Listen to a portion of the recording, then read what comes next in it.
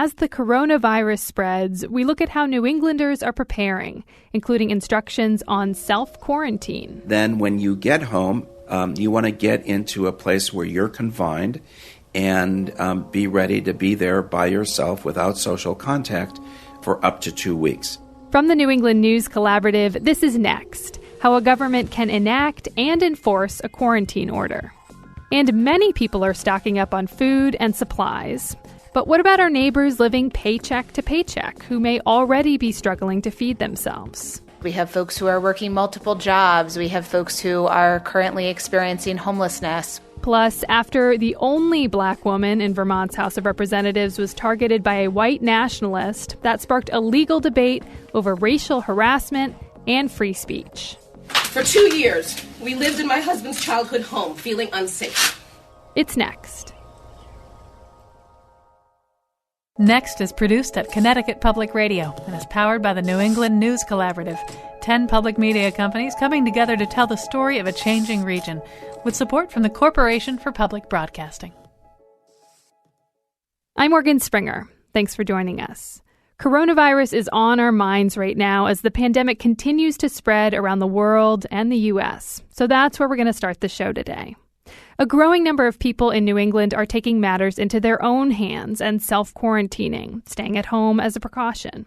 In Boston, WBUR's Carrie Goldberg looks at what's required to self-quarantine. Lenny Marcus and his wife have already walked through the scenarios together. What happens if one of them has potentially been exposed to the coronavirus and told to self-quarantine? Marcus is the founding co-director of the National Preparedness Leadership Initiative at Harvard, and he figures he'd bike home from Harvard Square to Brookline. In the case of my wife, she's going to walk home.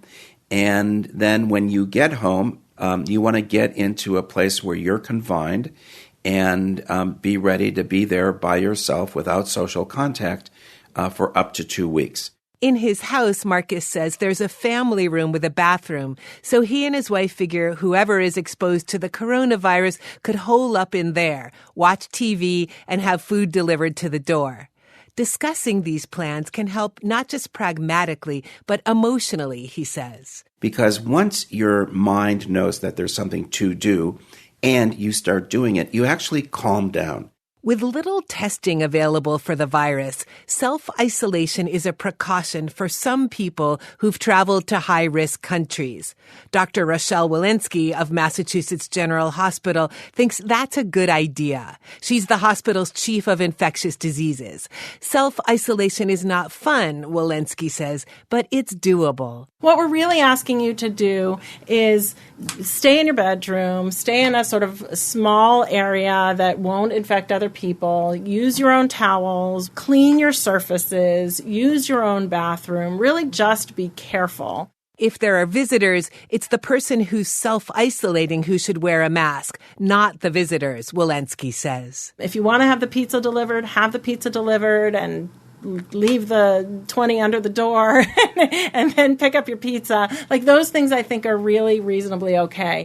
Some people might see self-quarantine as stigmatized in a Typhoid Mary way, Walensky says. But one could also say, thank you.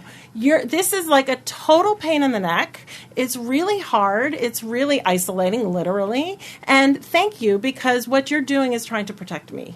And I think that that's really, really important to understand.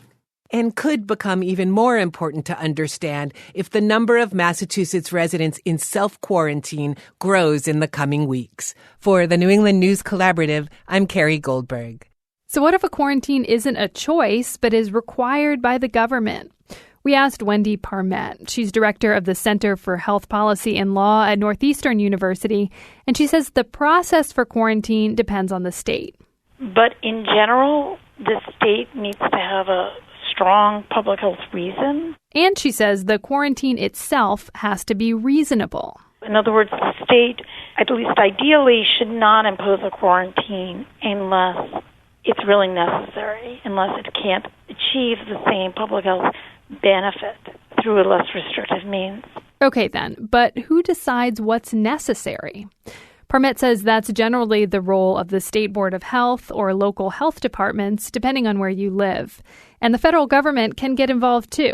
The federal government has the authority, CDC, has the authority to quarantine people when it is reasonably believed to be necessary to prevent the spread of a quarantinable disease, and that's defined actually by an executive order, and from keeping that disease either from coming into the country or crossing state lines. There are two types of quarantines, Parmet says. Voluntary, which is more of a recommendation and mainly what we've been seeing now, and involuntary. Quarantine orders themselves, they're forcible. Government can put police officers outside the door. All states have codes for what happens and, civil and potentially criminal penalties for actually violating orders. But what Parmet says is more important than worrying about people breaking quarantine laws, which she says is rare, is helping people follow recommendations to prevent the spread of coronavirus. She and her colleagues have published an open letter to Vice President Mike Pence and other state and federal policymakers outlining the steps they thought would help. And one key step was making it economically feasible for low-wage and gig workers to stay home when they're sick.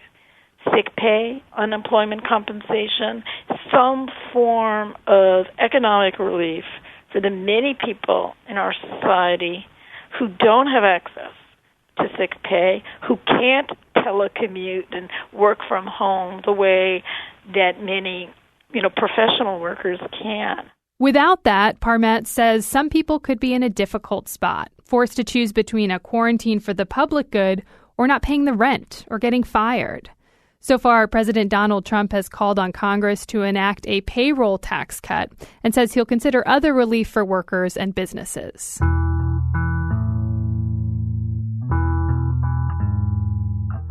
Another area where money matters is shopping for supplies. As New England Public Radio's Jill Kaufman reports, many shoppers are stocking up on groceries and other essentials, but not everyone has that option. The last few weeks, groceries and big box stores have been packed with customers. Many, but not all, are stocking up on canned goods, frozen entrees, hand sanitizer, if you can find any.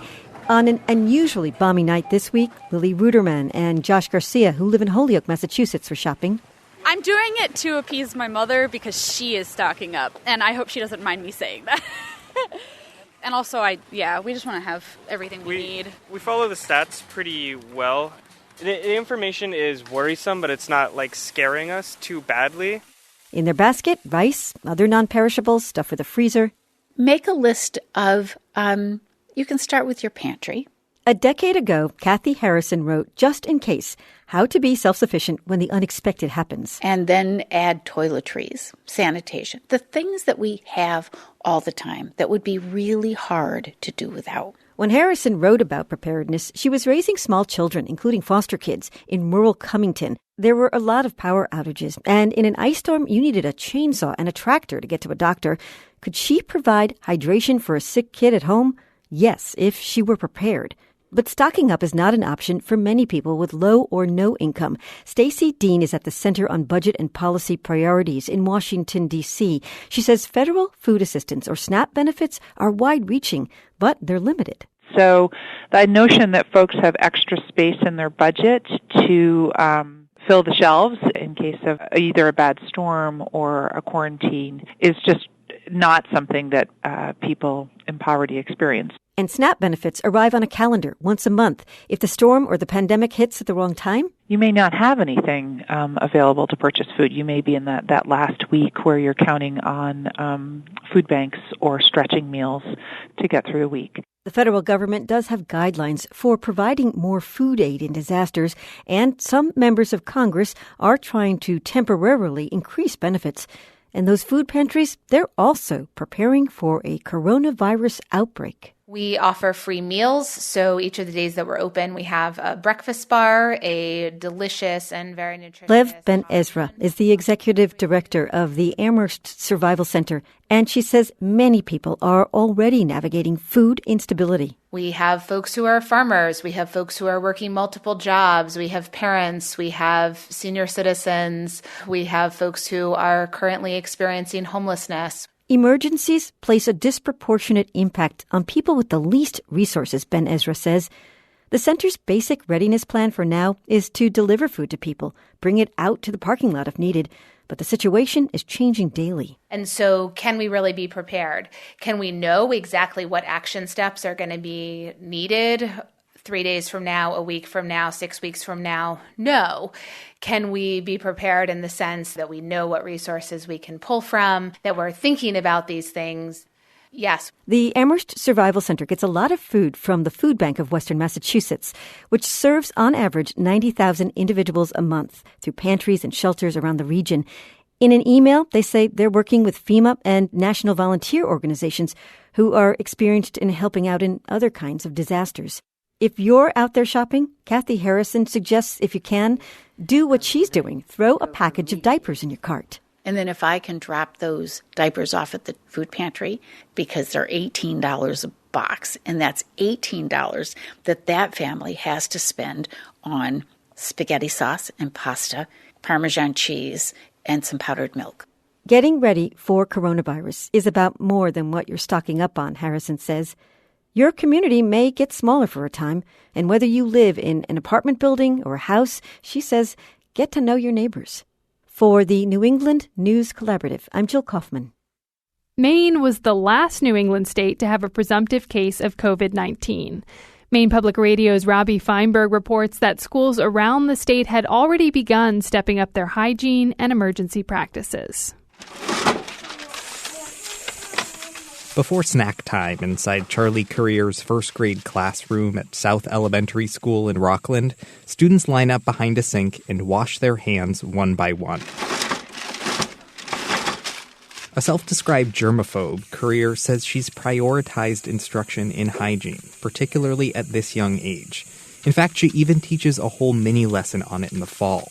At the beginning of the year, we do whole group practice, just teaching them that you don't just squirt the soap on your hand and wipe it off. I actually show them you have to scrub it all over, scrub your fingernails with warm water soap. It should be at least 15 seconds. And we even watch a video on hand washing from YouTube. Wash your hands. You can do it, you know that you can. School administrators say many of these practices are just extensions of what teachers in schools try to do every year, particularly during flu season. But they've taken on a particular importance as cases of COVID-19 continue to grow in the United States. South School Principal Justin Bennett says his school has also installed new hand sanitizer stations in hallways, and custodians are using extra strong disinfectants in classrooms and buses. But Bennett says he's advising families and teachers to stay calm and follow guidelines from agencies such as the CDC. Just more communication with parents about hand washing and not sending their kids to school with coughs and fevers and other sort of respiratory type illnesses, and the same with staff. Just maybe out of an abundance of caution, we're saying if when in doubt, stay home. The Maine Department of Education is giving similar advice to schools and has asked them to keep parents informed to reduce any anxiety. Jonathan Shapiro, the department's school safety and security coordinator, says the state has also been working with schools since the fall on updating emergency protocols and is encouraging them to collaborate with health and public safety agencies. Use those professionals to create a plan if you don't have one, and to get those relationships going now, because those are the key stakeholders you're going to be interfacing with when and if a problem happens, right? One goal for schools has been to devise plans to keep classes going, even if teachers are out sick or buildings are forced to close for extended periods of time. The state's university system says it's already preparing to continue classes online. And some public high schools have already piloted online remote school day plans, too. Luke Shorty is the executive director of Lee Academy in Penobscot County, which he says is actually working around an extended closure of schools that it operates in Daegu, South Korea, and Shanghai. He says the instructors and students there have been using video conferencing and other tools to continue classes after the schools were closed due to coronavirus concerns. They're reading, they're writing, the whole 9 yards. So I've just been very impressed with how the technology has allowed us to do that. But Shorty cautions that the same online approach would be more complicated in rural Maine, where many kids rely on free or reduced-price school lunches, and many families are still without internet access. And so that would be the largest struggling point for Lee Academy in doing that, is making sure that every student would be able to have access to those educational resources. And so that would be the challenge. But at some Maine schools, the coronavirus outbreak has actually provided a teachable moment. It is only about a virus, not about the Asian people or the Chinese people. So that is the point we want to share. Arvin Ma is a senior at Freiburg Academy in western Maine, which has about 90 international boarding students. Ma says as the news of the virus began to spread, he and other classmates have seen racist videos online and heard jokes on campus. So about 2 weeks ago, he and the Academy's International Club organized a presentation for the whole school to clear up any misinformation or fear about the virus, and to make students from affected countries feel safe and welcome. We have a lot of students from Asian countries, and because of the outbreak, they cannot go home during the February break. So we encourage people to be very nice for them. Jonathan Shapiro with the State Department of Education says that overall, he's encouraged by the fact that schools and communities have had weeks to prepare and should be in a strong position to respond to any potential challenges in the coming weeks and months. For the New England News Collaborative, I'm Robbie Feinberg. Colleges across New England are going to online classes. High school theater productions are being canceled, and school trips called off. Hunter Murata was planning to spend spring break in Italy on a class trip, but that was before the outbreak of coronavirus. The entire country is now under quarantine. Hunter and his classmates have tried to get a refund, but the student travel agency says they'll only give a voucher. Hunter is a junior at Conard High School in West Hartford, Connecticut, and he joins us in the studio to talk about it. Hey, Hunter. Hello. Thanks for coming on. Thank you. Thank you for having me. Who made the call to cancel the trip? So it was the mix of the tour company, EF Tours, our superintendent, and the World Language Department supervisors. And were you disappointed when you heard? I was disappointed, but also not surprised with the issue that's going around the country, around the world. I was very disappointed, and yeah, so was a lot of my friends that were going on the trip too. Yeah, what was it that you guys were looking forward to doing in Italy? Just getting away. Personally, I'm a photographer, so I was excited to take some photos that, I wasn't able to do in my backyard, per se. You just get to see Italy in calendars or Googling for the fun of it, Yeah, have you gone out of the country before? I've never been out of the country. As a matter of fact, I got my passport specifically for this trip. So it was a big deal. It was a big deal, yeah. Let's talk about the cost of the trip. What did it cost all-inclusive for each kid? $4,000 plus $250 that went to our school. Everyone had to deal with that money differently, and that is a lot of money for some, and for some it's pocket change. So money's awkward for everyone, and we all wanted to go for that price. That's why we and our parents said, go for it, Yeah, for some of your peers, this was a big stretch, as you're mentioning, right? Can you talk about what sort of steps they or their family members had to go through to make it possible? Yeah, for some, it was getting another job, students having to step up to the plate to get that money. For me, I just said I really want to do it. We looked at other things that I could possibly do this year and outweighed those costs too. When you heard that the student travel company was going to give a voucher instead of a refund, how did you feel about that? I was on the fence about it to begin with because we paid for this year. I don't know where I'm going to be next year, and as well as the seniors. Right, a year's a long time, whether you're leaving the school or you have one more year, Exactly. You have 3 more years. Yeah, exactly. Has the school attempted to negotiate with the travel company? Absolutely. Our district, our leaders have been transparent. They have done everything they can to help us out. They're fighting just as hard as the students and the parents that are concerned in trying to get our money back. They, as well as all of us, were disappointed with the voucher. Hunter, thank you so much for coming into the studio. Thank you for having me. You're welcome. The This past weekend, I made 4 soups and put them in the freezer. We've stocked up on rice and beans, toilet paper, tissues, and soap. And we'd love to hear what you're doing to prepare for a possible quarantine. Or maybe you can't prepare or think you don't need to. Tell us about that too. Record your comment on your smartphone and email it to us at next@ctpublic.org. That's CT, as in Connecticut. So again, it's next@ctpublic.org. And if you're looking for coronavirus information for your state, chances are your public radio station's got them. We'll link to those resources. Plus, we've got a map of how many COVID-19 cases are in the region at our website, nextnewengland.org.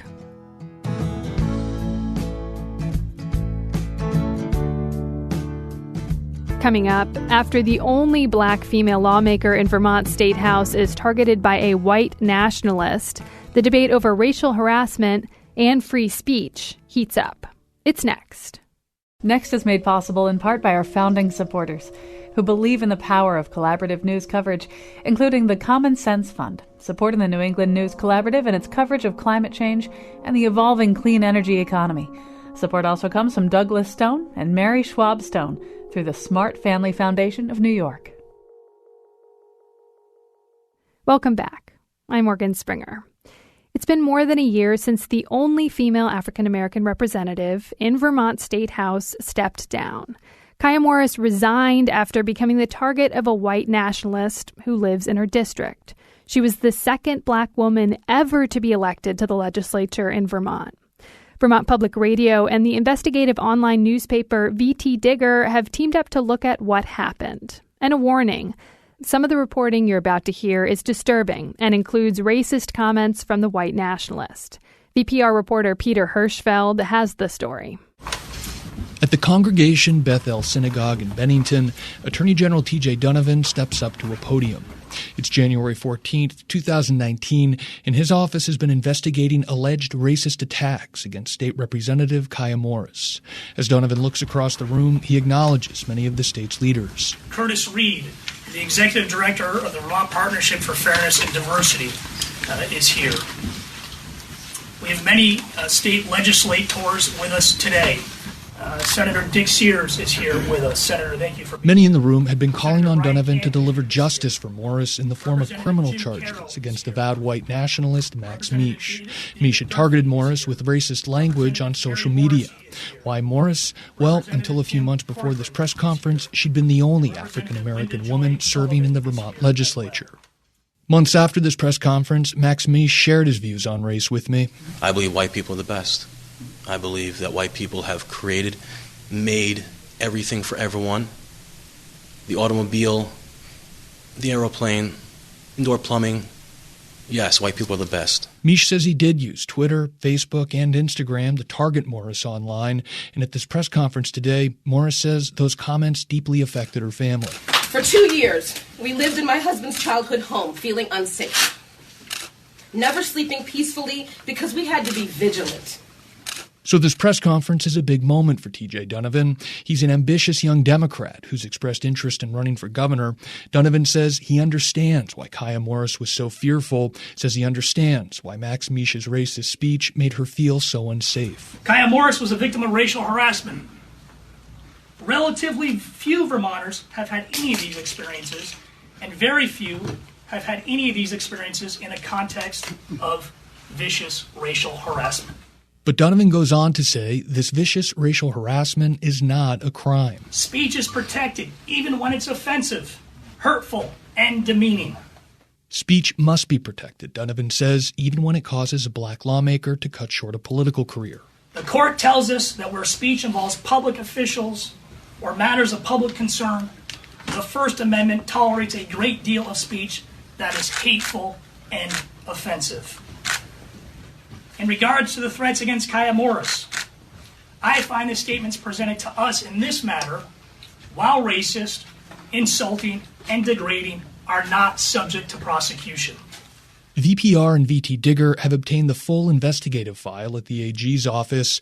We wanted to learn more about how the state's top law enforcement agency handled this high-profile case of alleged racial harassment. We wanted to learn more about Donovan's decision because people of color across Vermont had been watching this case closely, and because Donovan's decision continues to resonate. We spoke with Mia Schultz a few months after Donovan announced he would not file charges against Mish. Schultz is biracial and she lives in Bennington. She says the message from the Attorney General and the rest of the criminal justice system was clear. It says to me that somebody who is as intelligent as her and well-liked by the community still can't be protected, basically for no other reason but the color of her skin, really.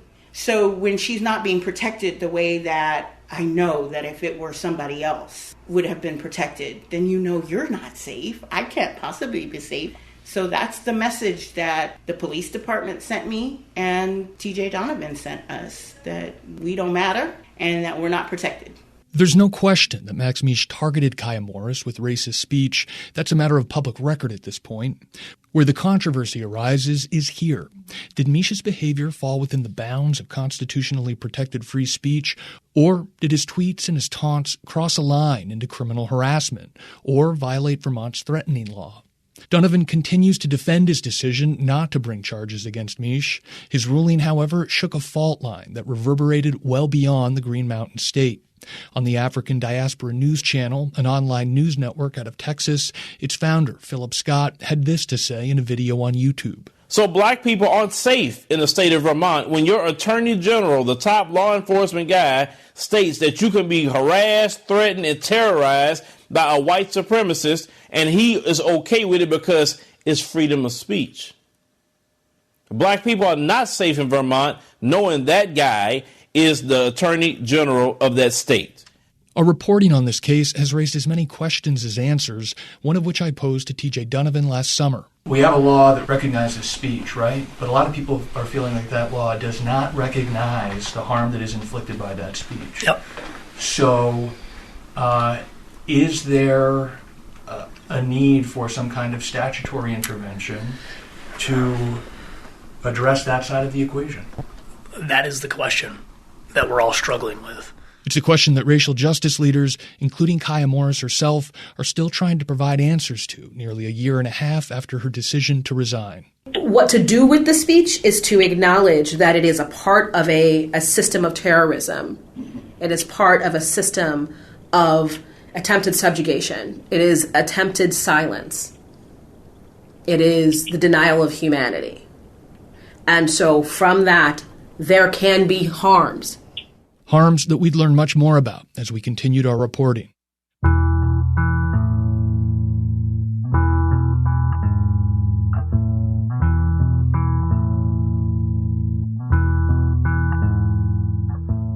We wanted to learn more about Kaya Morris and her path to Bennington and the State House. Here's Peter Hirschfeld again with the story of what led her to run for office. It's mid-January of 2019, and Kaya Morris is standing on the steps of the Vermont State House in front of a crowd that's gathered for the Women's March. Morris had resigned from office 4 months earlier. As a woman, and especially as a woman of color, my courage must work towards the eradication of issues of race, gender inequality, class inequality, and the promotion of our human and civil rights. Morris is still involved in the state's racial justice movement. She serves as director of the Vermont Coalition on Ethnic and Social Equity in Schools. But it turns out that Morris has been at the intersection of policy and politics since she was a little girl, growing up in Chicago in the 1980s. Morris's childhood fell during a historically significant chapter in the city's civil rights movement. Her family was included in a documentary a few years ago by the New York Times. Many black residents were concentrated in the worst neighborhoods, with the poorest in vast government housing projects. The world of the people who live here bears very little resemblance to the American dream. Valencia Morris and her 3 daughters would eventually live in one of them. There was garbage, junk on the outside of the buildings. Even in kindergarten, first grade, my daughters would get beat up on the way home from school. Valencia Morris is Kaya Morris's mother, and the documentary is about a first-of-its-kind voucher program that tried to integrate some of Chicago's poor inner-city families into middle-class white suburbs. In the late 1970s, Valencia Morris was a single mom to 3 young girls. She succeeded in getting one of those vouchers and quickly moved her daughters into a mostly white community in the suburbs. But life as one of the town's only black families wasn't always easy. I would go out in the morning to get in my car, and there would be rotten eggs thrown on the windshield and all over the car. The girls would tell me that people would call them names. They would call them baboon. Kaya Morris is also interviewed in the documentary, and she says that childhood experience was fraught but also formative. I'm proud and honored to be the first person of color ever to come out of Bennington County. I'm the first black woman to be elected into the House in 25 years. If we were not given this opportunity, would I be here today? There's someone that deserves that chance to have the energy to do the hard work that it takes to get ahead. And you can't do that when you're under the weight and the oppression of poverty. You just cannot. After graduating high school, Morris attended the University of Illinois. Then she left home, first to live in Washington, D.C., and then to Seattle, where she worked in the arts community. To this day, Morris is still a spoken word performer. She recently composed a poem after visiting female asylum seekers in Honduras and El Salvador with the international aid organization Oxfam.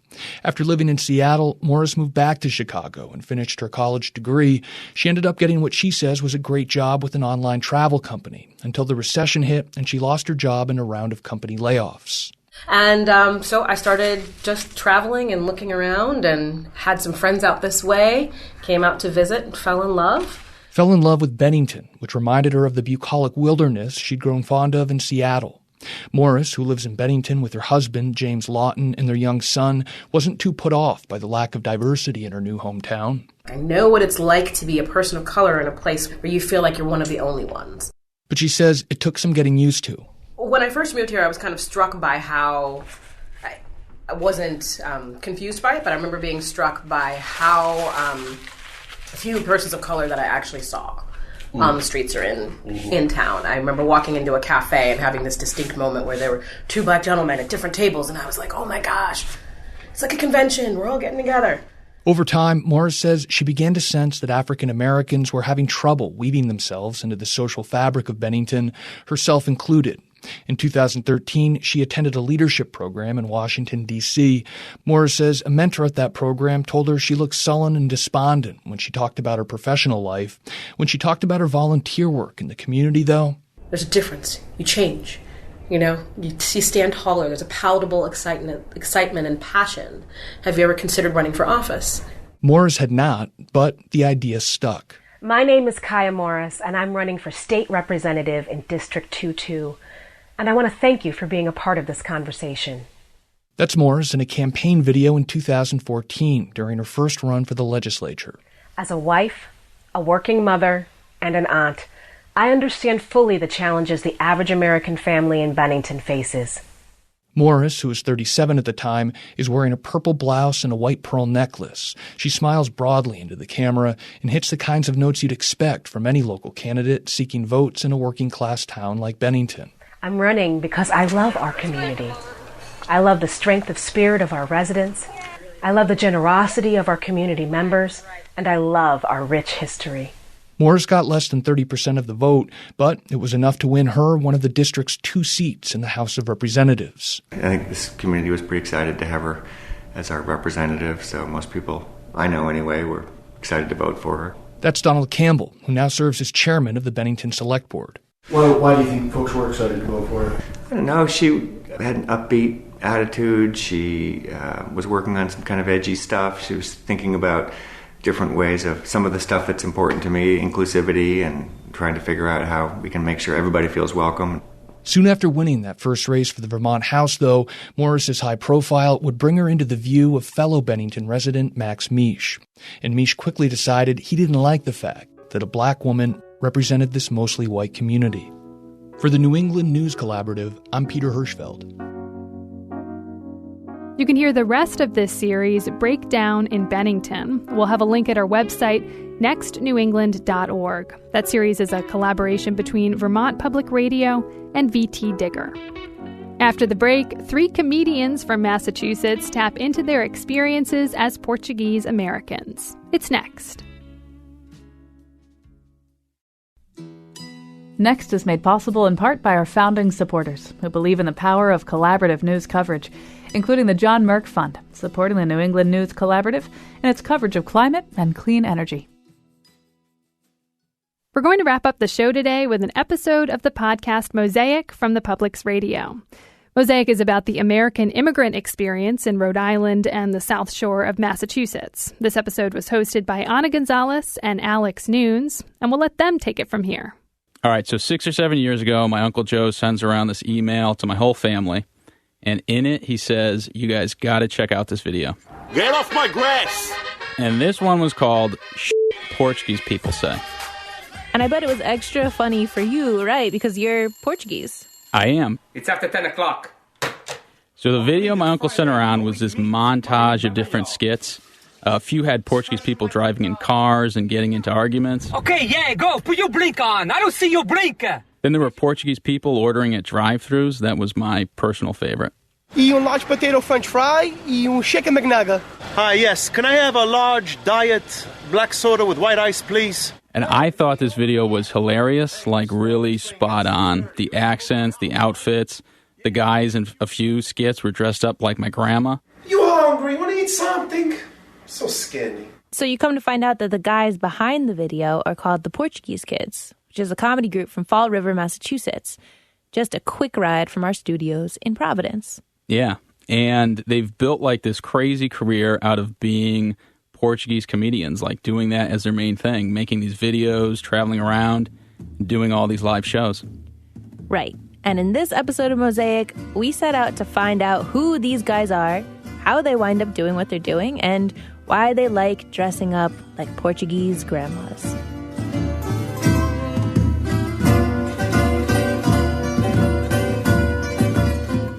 Derek DeMello describes his childhood as a Venn diagram with these 3 circles. There was the first circle for his parents, hardworking, church-going, money-saving Portuguese immigrants from the Azores. Then there was the circle for everything else, everything American. TV, sports, movies, video games, school, dating. And the final circle was Derek. The 2 other worlds always overlapped with his circle, but they didn't have much in common with each other. Sleeping over a friend's house. My parents never let me do that. Just foreign to them. They were like, no, we don't trust other people. You know, just simple as that. You know, like, yeah, no sleepovers for you. Put it this way, just because everyone's doing it has no consequence to my parents. Like, they don't care about me looking uncool. You know, to them, it was like, who cares?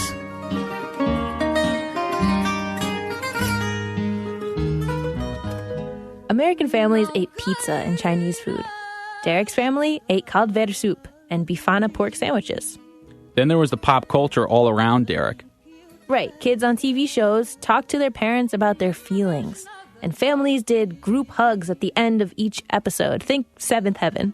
Right. And then in Derek's case, if he broke something around the house or he was being wise to his parents, he got smacked with a slipper or a wooden spoon. And then there were all those expensive gifts American kids seem to get every Christmas. The gifts Derek didn't get. I would come home like, Mom, like, I want Jordan sneakers. Okay? You think I got a pair of Jordan sneakers? Hell to the no. You think my mom would drop... I mean, back then, Jordans were like $75. You think my mom would drop $75 on sneakers? My parents literally... I grew up thinking we were the poorest people in the world.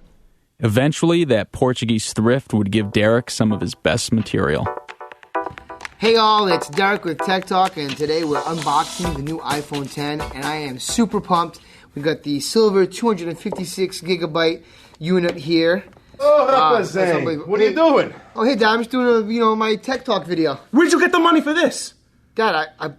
You put it on the credit card? You already have 4 credit cards. What's this, credit card number 5? $1,000 for a cell phone, Derek? You still live at home? You tell Daddy and Mommy you can't move out because you don't have money? You're going to sleep on top of this phone. Derek grew up in Fall River, Massachusetts, the most Portuguese place in the United States. Literally, and statistically, the most Portuguese place in America. Some people describe the neighborhood Derek lived in as a village in the Azores that was literally lifted up and set down in Fall River. It was hard-pressed growing up to feel cool being Portuguese because you didn't have anything representing you as being cool. This is Al Sardina, Derek's best friend. They've known each other for longer than either of them can remember. Portuguese representation, in my experience growing up, was very cultural and traditionally based. So it was like, fado singers.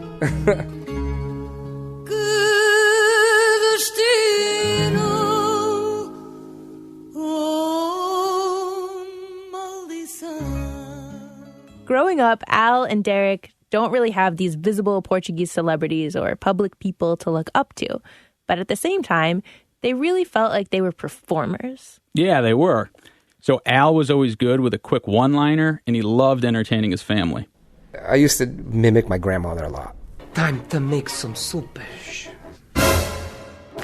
Slow down so I can hit you! In Derek's case, he says he took pride in being the funny guy in the room. It was always a way to make friends and deflect bullies. He is the most Portuguese man in the world. I don't always eat fish, but when I do, it's bacalhau. I was a fat kid, and I definitely used, my sense of humor to kind of like help me out of so many situations, I was always a big chubby kid, and it was just because my mom's such a bomb cook, she was just making the best Portuguese food growing up. So it's all your fault that I'm fat, Mom. Just kidding. My mom hates when I say that. She's like, stop it.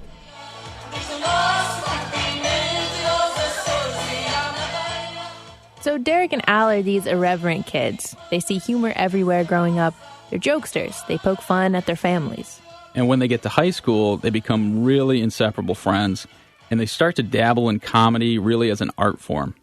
Al gets into playing the guitar. He's trying to write these Adam Sandler-type comedy songs, including one quintessentially Fall River tune about cruising the Ave. Cruising around on Plymouth Avenue, trying to pick up some wicked good chicks. They also start shooting funny videos with their friends on Al's sister's camcorder. I got your back. Cowabunga!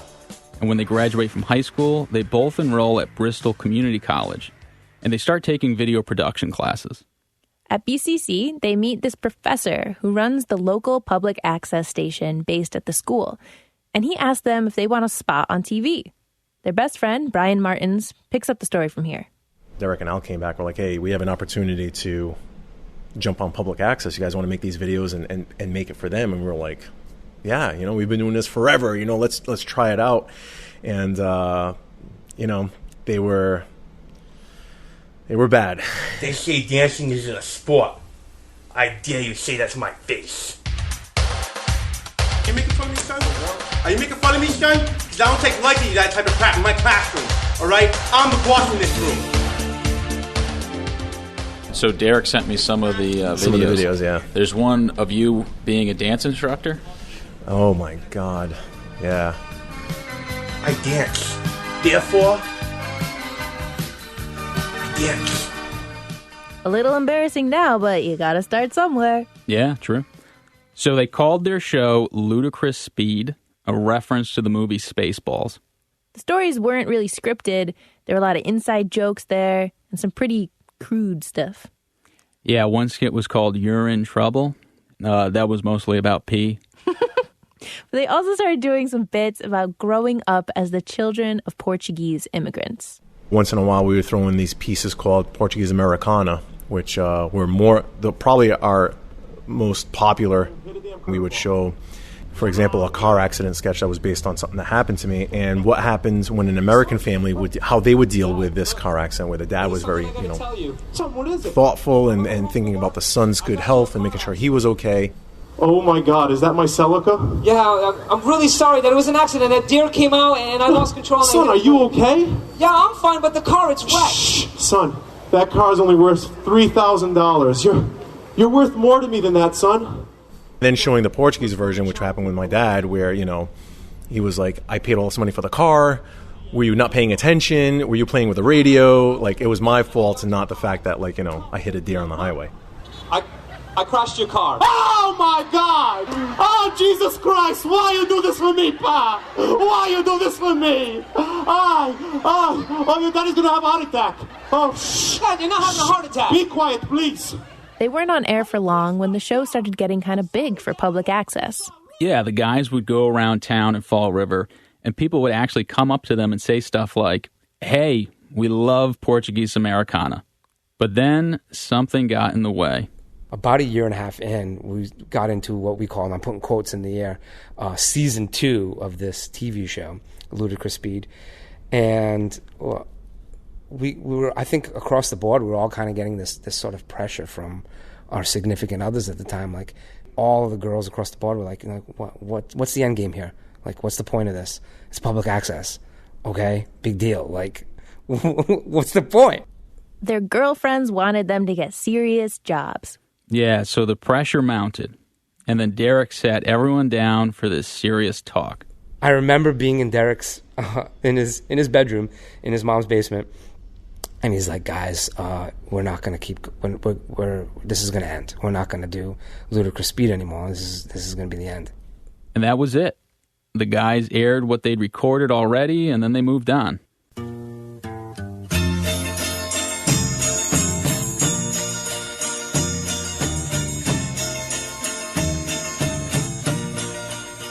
Al landed a job as a stock trader in Boston.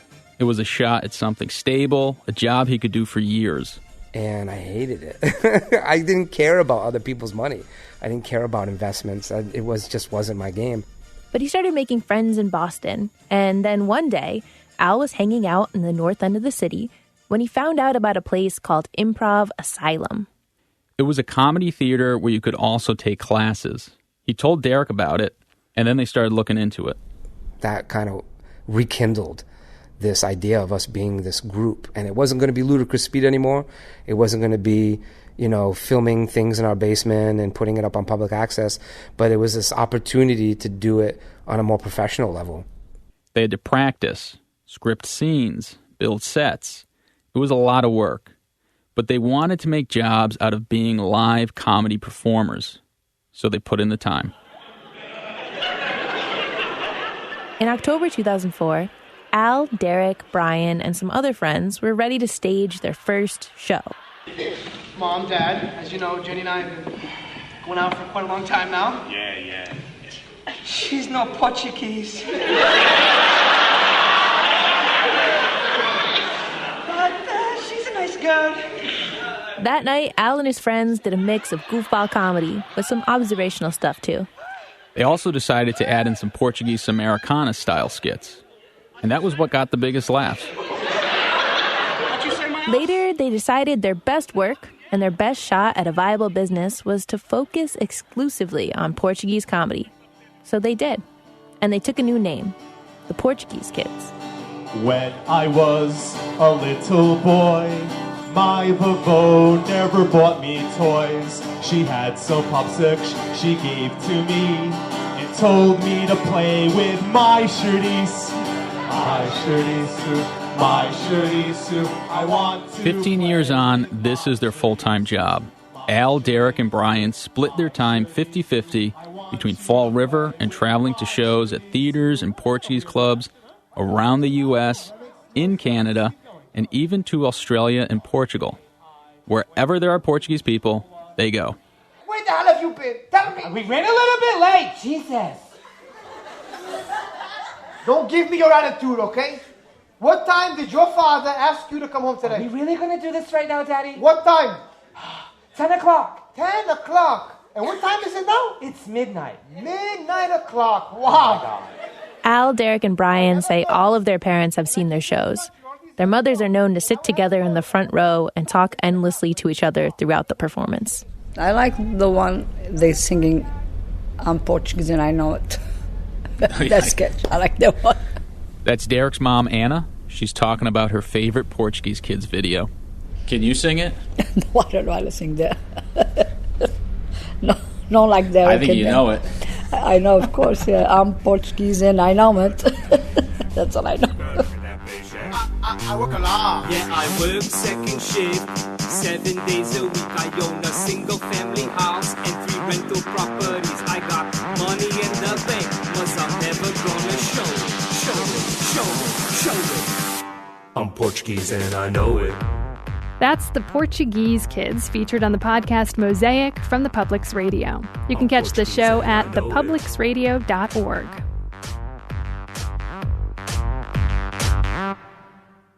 Yo, full-time construction, but if you pay me, I'll do your plumbing.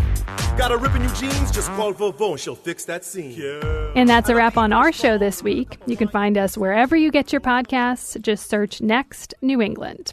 Next is produced by me, Morgan Springer. Vanessa De La Torre is our executive editor.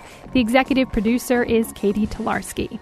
The New England News Collaborative is powered by the Corporation for Public Broadcasting, Connecticut Public Radio, Vermont Public Radio, New Hampshire Public Radio, Maine Public Radio, New England Public Radio, WBUR, WCAI, WGBH, WSHU, and the Public's Radio.